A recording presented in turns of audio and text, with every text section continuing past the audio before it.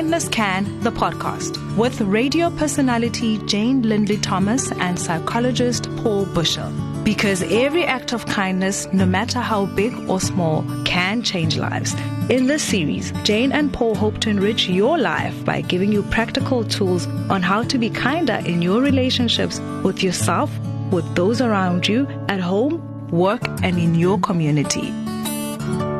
Welcome to another episode in the Kindness Can podcast series. Jane and I were so lucky to be able to share a room with a big group of people who are so passionate about promoting South Africa. And through the course of that conversation, I was really moved when Jane and I spoke about how important it is for her and I to shift the narrative around South Africa at the moment. And as we started talking about shifting the narrative, the audience just broke into applause. And I haven't been able to stop thinking about that, how ready and eager South Africans are to do that.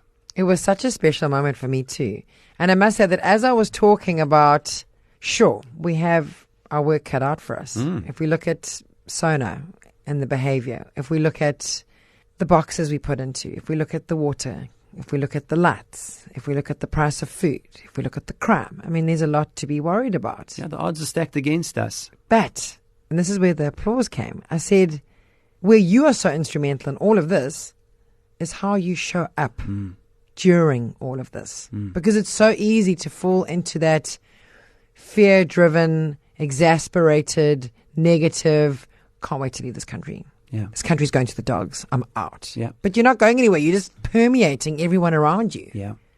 So to go back to that old model of thought, feeling, behavior, right? When we start to connect with these thoughts of this is the end for us, we're doomed, it's gone to the dogs. When you start to connect with those thoughts and hold on to them as the absolute truth, okay, they have no other context or no other balance around them. They just become these very dark, absolute thoughts. You can understand how the feeling starts to become overwhelm and panic, frustration. And what worries me, and again, I think we've got to drive that point home. We're not saying that everything's perfect. There's a lot of challenge out there. But when we get caught in this loop, we start to feel incredibly helpless and hopeless. And I think for the everyday citizen, me included, sometimes we think, gosh, what can I do? So I feel like a leaf on the river here. I've just got to go with it and hope for the best. But I think that's a mistake, because I think there are things that we can do with these feelings that can be incredibly positive and empowering and can contribute to changing this trajectory, changing the story in some way. And it takes such self-discipline. Because, I mean, it was just the other day that I was speaking to a very dear friend of mine who's immigrated.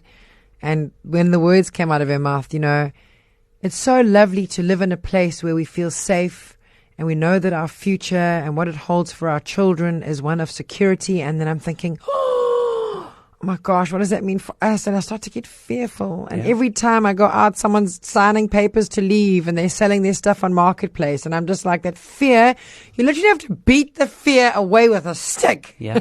Hey? Yeah. But more than beating it, it comes back to that idea of holding it. So yes, it's a lot of these fears come from a place that we can get it. I see where it comes from. I don't think you and I can sit here and deny that and say that doesn't make sense. It does make sense. But again, we've got to challenge ourselves to hold these feelings and make decisions about what we want to do with them. And if the decision is to immigrate, well, that's your choice and you should lean into it and go with it by all means. But if your decision is to stay, hold that feeling and make positive, empowering decisions of what you want to do with it, because you're not helpless and we're not hopeless in all of this. And I think they're very everyday practical things that we could do. And true to this podcast, I feel like kindness in big and small ways is the action that's needed to change this narrative. So I suppose if we're talking about practical tips, I think, you know, there's always this idea of doing these huge grand gestures. But really, it starts once again with self and how we are going to show up to the office, at the school, in the traffic, at the supermarket, wherever that space may be, trying to be the best version of the South African that you love. The kind of phrase that jumps to mind for me is that And he was such an amazing role model of a nation builder, Nelson Mandela. But actually all of us, he was just an ordinary guy when he set out on that journey of becoming a nation builder. But inside all of us, we are nation builders, that we can do these small and big things every day to make this place better. But it takes a perspective shift where we shift from seeing ourselves as the victim of this context, of this government, of this reality, of this past, and flip it on its head and say, actually, I want to be a driver of a better future. I want to be that nation builder, and I'm quite capable of being that. I suppose, though, and thinking about it objectively, I suppose perspective is a luxury for some people. Because it's all very well and good having this conversation, but if you haven't been a victim of crime or abuse in the system, or not having enough money to get your child through school or pay for groceries or having your lights cut off, you could be listening to this conversation and saying, yeah, it's all very well and good for you. But how do I get perspective when I'm so far down that I don't even know which way is up? And I think it's kind of like someone said to me once, gratitude is a luxury. I was like, well, that's a really interesting take. Because I seem to think, I mean, isn't it amazing when you see people that have the least give the most? Yeah? Yeah. So if you think about gratitude being a luxury, yeah, that's fair. But the capability of the underdog or the person that feels hard done by or unable to get up once hit down, it's there. Yeah. Maybe it's not seen or earthed, but there's capability and potential there. So if you're the person who at the moment is so far down and struggling with so much that it is hard to balance this perspective out, or it is hard to connect with the gratitude, I think the greatest piece of advice we could give is just pause for a second. Just pause and spend some time just being with this reality and these feelings. And again, that sounds like such a luxury to be able to do that. But I think our tendency sometimes is to want to, it makes more sense to just keep banging away at the same thing over and over again, because at least we can say we're doing something, as opposed to every now and then just tools down, stop for a second and reflect on how else could I do this differently? How else could I manage these feelings differently? Just that, give yourself that pause. And it doesn't have to be a long pause. Just 10 minutes of my day, just sit back for a second, take a few deep breaths and think, well, why do I keep banging at it this way? Is there not a better way of doing that? And I'll always be the person that will always bang on about saying that there's always something to be grateful for. I mean, I was at a talk yesterday and I looked at this full room and I said, sometimes it might even be the fact, and it's a huge gift, that you just draw air in and out of your breath, out of your lungs.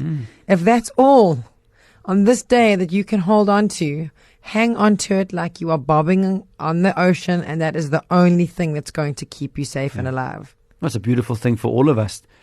Maybe to take pause in this moment right now and just for half a minute, just focus on breathing in through our nose, out through our mouth, and focusing all of our mind's attention on that and just gently repeating to ourselves, yeah, this air is such a gift.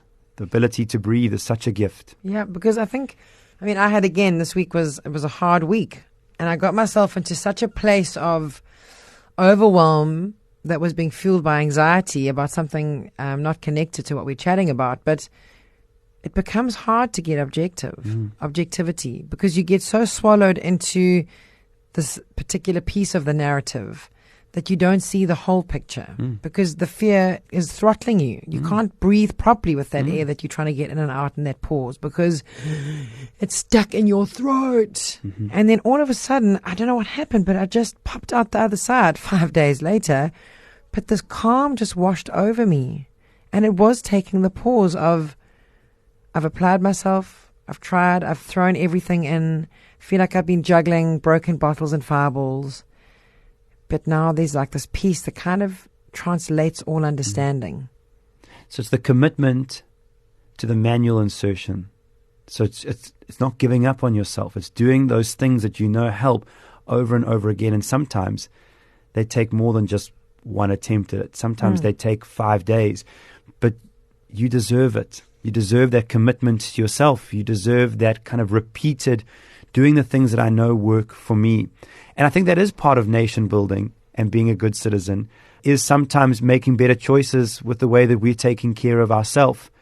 I think about often my trigger point is often social media. So I go onto social media around this stuff, and then there's an article on the easy things, the easy triggers. Okay, it's load shedding, it's crime stats, it's the budget coming up next week and the rand is like wobbling all sorts of places. And I think that we've got to be very careful of making good choices around some of that individual behavior for ourselves as well. Because when I'm only looking at that stuff, only looking at those news articles, it's so hard not to just be flooded by all those horrible feelings. And then I do feel quite helpless and out of control. It's the worst. Yeah. It's a scary place to be when you don't feel like you're in control of your emotions. And that's what was happening. It was just like I was being overridden by the fear. Yeah. And so I think even this conversation today maybe is part of our attempts to balance out those narratives that are happening. Share good news stories. Share good news stories with people at the office, with your children on the way to school. Point out the really beautiful, good things in this space as well. We have to balance it out. And I think also, having a person or two or three or four or five, how lucky, that you can really chat to, as opposed to being that person that goes to the braai and just spews stuff on everybody. Yeah. If you have concerns or you're having a hard time, speak to someone. Yeah. I mean, I was so blessed to have you and a few other people in my village through this tough kind of week that I'd come through. And one of the people said to me, life is like you're in this hot field. It's hot. The sun is baking. You are being belted by the sun. You're bending over and you are turning the soil, and you're turning it and you're turning it, and your back is breaking and you are uncomfortable. But just know that discomfort is real and you have the ability to hold it. And as you turn that aerated soil, it gets the opportunity to have life, and then the harvest will start to come, and it will, because abundance is your birthright. Yeah. But there have to be uncomfortable days in the saddle. That I said to one of my kids, you can't have the rainbow and the sun if you don't have the rain. Yeah. And so on this journey of making this place better, there are going to be tough days, but all of us have to adopt the right attitude, that if it wasn't for these tough days, if it wasn't, if you think about the Springbok rugby team as an example of something so amazing. # team of the year. I know. Woo, okay. Yeah. The fact they had days and days of training to make that moment possible. And they had losses along the way and self-doubt along the way, but it's that constant holding on to this and believing in ourselves and doing the things that we know that work. Each individual member of that team that all feed into the collective, you can create something really beautiful. And I think that's true for all of us as citizens. Do your little bit every day. And part of that is opening up your attitude to being more balanced about what is happening in the space, and then engaging in activities that contribute to making it better, making people around you feel better or safer or whatever it is. I must tell you, so yesterday, I think it was, I got the kind of rollout for what's happening at Splashy Fen this year, because it's our annual. We love it. I go and do my show from there, and we play for a couple of days in the mountains and listen to music, and my kids they blossom. And they have made Saturday proudly South African Day. So they are inviting all the Splashy patrons to wear some sort of South African memorabilia or merch. So I found this lady online called the Fun Onesies, and I've had the Thomas 5 full South African flag onesies made. Hey. I'm so excited to be wrapped in my country's flag with a hood and fleece. And that's what I'm talking about, okay? And it's as a parent, you're role modeling this pride. You're role modeling this excitement to be part of this. And they get to experience the joy of it too. And it's those little moments like that that can have a huge impact on not only the way you all feel as a family in this space, but all the people around you. And that collective energy starts to grow and spread. Energy goes where energy flows, right? 100%. I think it's a very important conversation. And Jane and I are so passionate about finding real and practical ways to take this into all sorts of spaces. So if you are a school or a corporate team or an organization or a community who wants to shift the narrative, please be in touch with us. We love you very much. You can go to www.kindnesscan.co.za, and until we connect again, look after yourself. You've been listening to Kindness Can, the podcast. Find out more at kindnesscan.co.za.